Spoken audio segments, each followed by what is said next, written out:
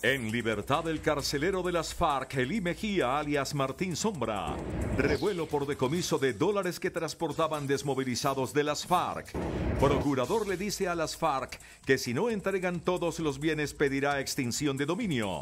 ELN anuncia liberación de periodistas holandeses que mantiene en su poder.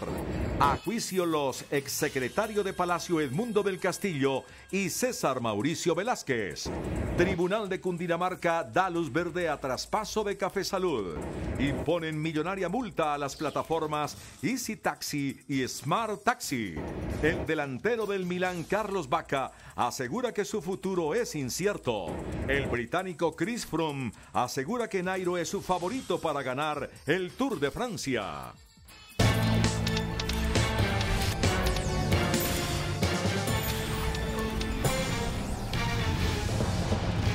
Buenas noches. Elí Mejía Mendoza, alias Martín Sombra, excomandante del Frente 43 de las FARC y ex integrante del secretariado de esa organización, quedó en libertad por decisión de la Sala de Justicia y Paz del Tribunal Superior de Bogotá.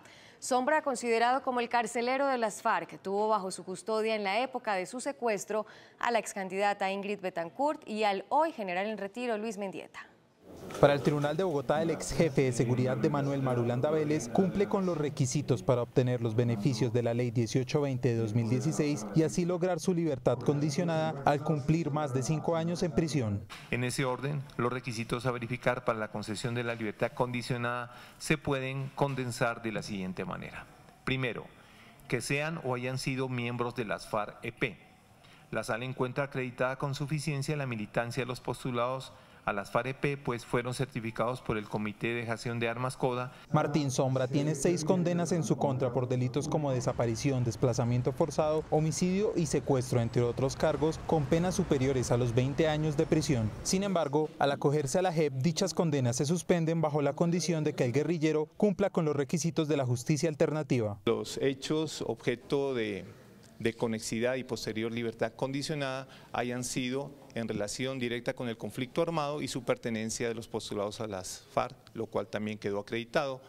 Otro supuesto, el tercero, es que los hechos debieron tener ocurrencia antes del 1 de diciembre del año 2016. El denominado carcelero de las FARC mantuvo cautiva a Ingrid Betancourt y a los contratistas estadounidenses Kate Donald Stenzel, Margon Cates y Thomas House. Además, también mantuvo retenidos a políticos como Jorge Eduardo Hechem y Luis Eladio Pérez y oficiales como el general Luis Mendieta. Igualmente es señalado de ordenar el secuestro de Manuel, el hijo de Clara Rojas, que nació durante su cautiverio. El exguerrillero, que saldrá de prisión en los próximos días, también es indicado de planear las tomas guerrilleras ocurridas en Miraflores, Guaviare y Puerto Rico Meta, ocurridas en los años 98 y 99 respectivamente.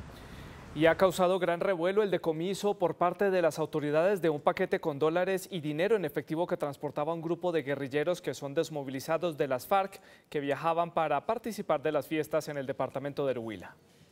En un operativo adelantado por la policía en el municipio de Garzón, fueron incautados $10.000 más 20 millones de pesos a un grupo de 60 guerrilleros de las FARC que se encontraban concentrados en una zona veredal de la Carmelita en Putumayo cuando se dirigían a la ciudad de Neiva para participar de las fiestas de San Pedro en el Huila. Al parecer, el dinero estaba destinado para suplir los gastos de los desmovilizados durante su participación en estas fiestas. Nosotros no vamos a subvencionar, ni hemos subvencionado ni transporte, ni alimentación, ni vamos a subvencionar o a pagar, a dar alguna contrapartida por la presentación de estos grupos. Es abrir un espacio en el marco de este proceso que se adelanta el país, de este proceso de reconciliación. Allí permitimos precisamente como un acto cultural que pudieran hacer una presentación. Tendrán que demostrar estos recursos de dónde provienen, nos parece que es una explicación que merecemos todos. De acuerdo con el alcalde, los subversivos pertenecen a un grupo artístico que fueron traídos por 2 empresas privadas de la región que solicitaron vincularlos a los desfiles que organiza el municipio de Neiva. Nos pidieron que por favor y como contribución hacia la paz pudieran estas personas tener un espacio, pero no como un acto proselitista, sino como un acto netamente cultural.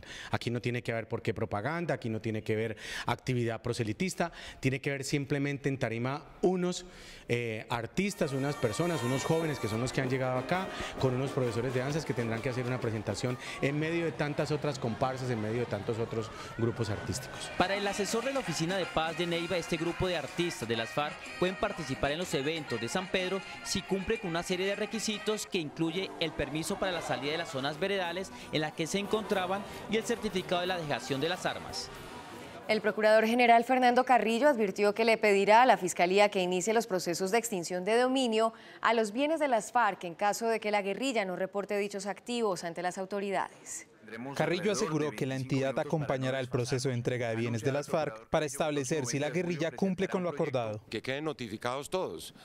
En el evento en que no haya una presentación del inventario de los bienes dentro de los plazos que sean establecidos, vamos con las acciones de extinción de dominio contra esos bienes y la prioridad es la garantía de los derechos de las víctimas. Según aseguró Carrillo, en caso de presentarse algún incumplimiento en la entrega de los bienes, la Procuraduría le solicitará formalmente a la Fiscalía iniciar con los procesos de embargo de dichos activos. Ante estas declaraciones, el presidente de la ANDI, Bruce McMaster, añadió que espera que los dineros de la guerrilla lleguen directamente a las víctimas del conflicto. No nos imaginamos un solo escenario en el cual, por ejemplo, estos recursos fueran a la política, porque evidentemente lo que tendríamos sería una gran vulneración de la democracia. Las declaraciones de los funcionarios se dieron durante la suscripción de un acuerdo de transparencia entre los empresarios del país y la Procuraduría. En el evento, el procurador anunció también que radicará un proyecto de ley para penalizar la financiación ilegal de campañas. Asumir la responsabilidad cuando son aportantes en una campaña política.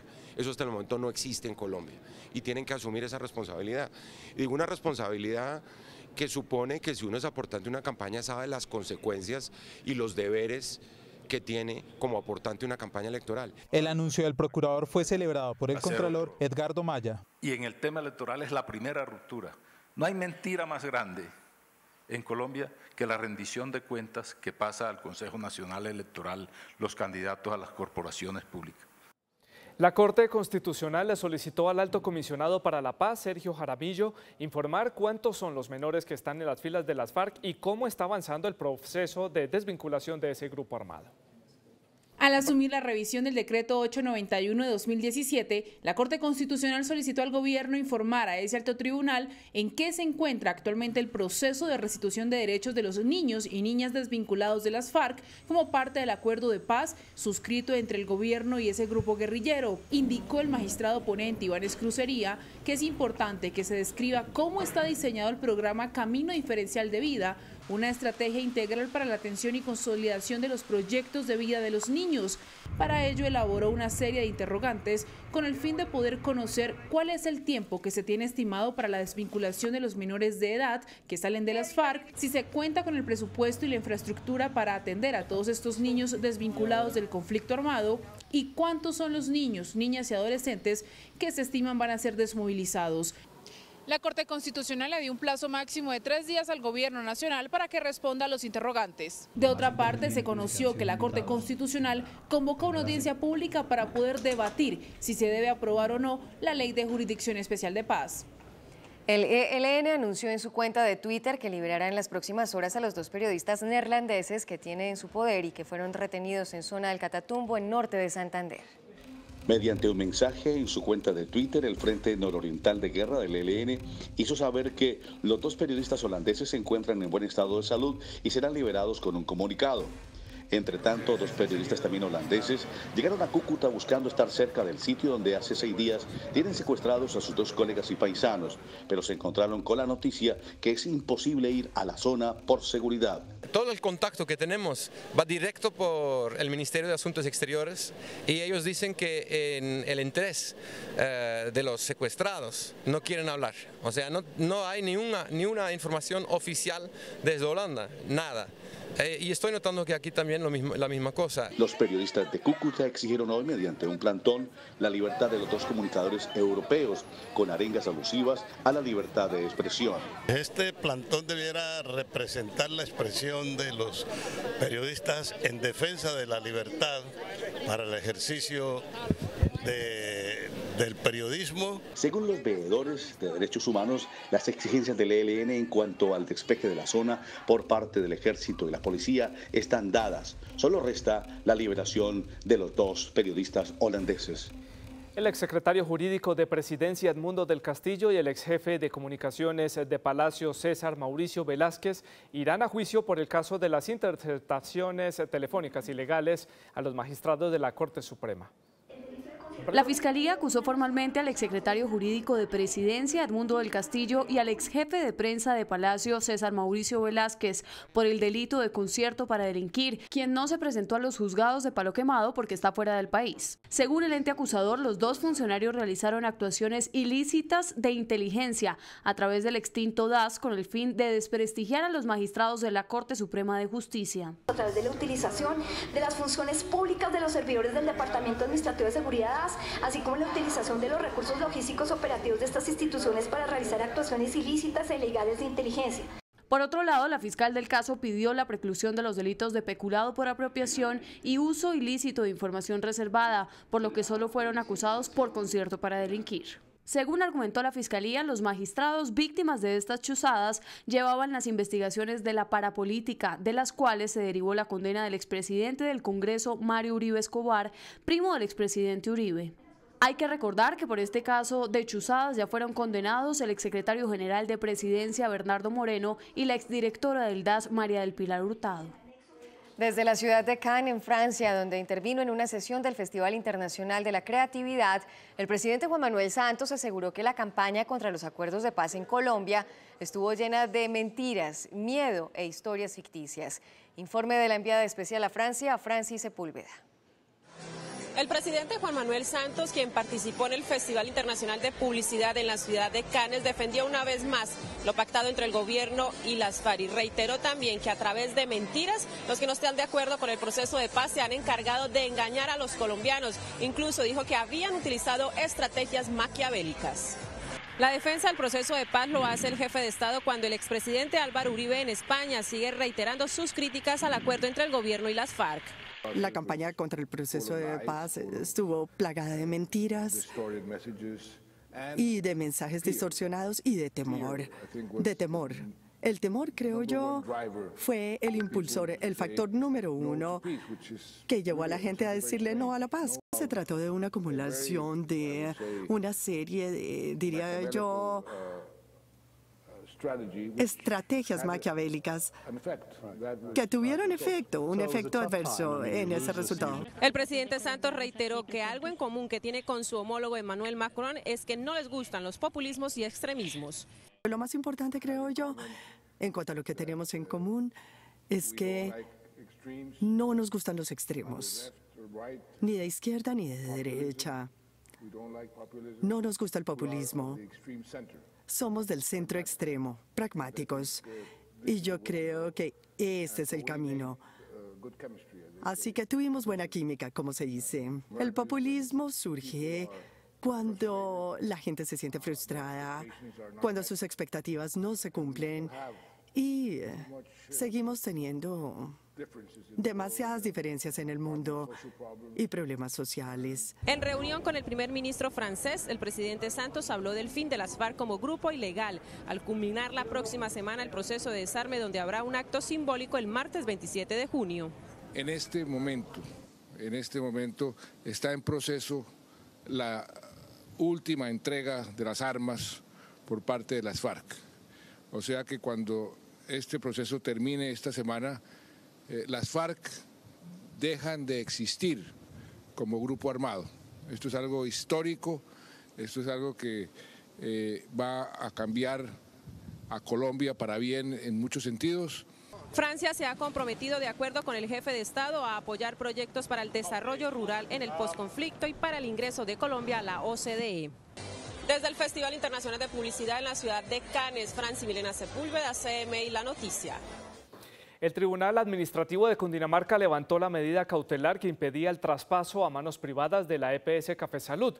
Por su parte, Presta Salud, el consorcio que ganó el proceso de licitación, aseguró que seguirá adelante con el proceso para asumir la operación de Café Salud.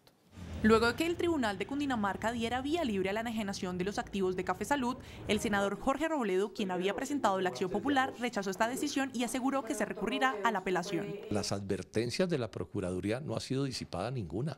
O sea, que hay un problema gravísimo y sigue siendo cierto que fue una falsa subasta.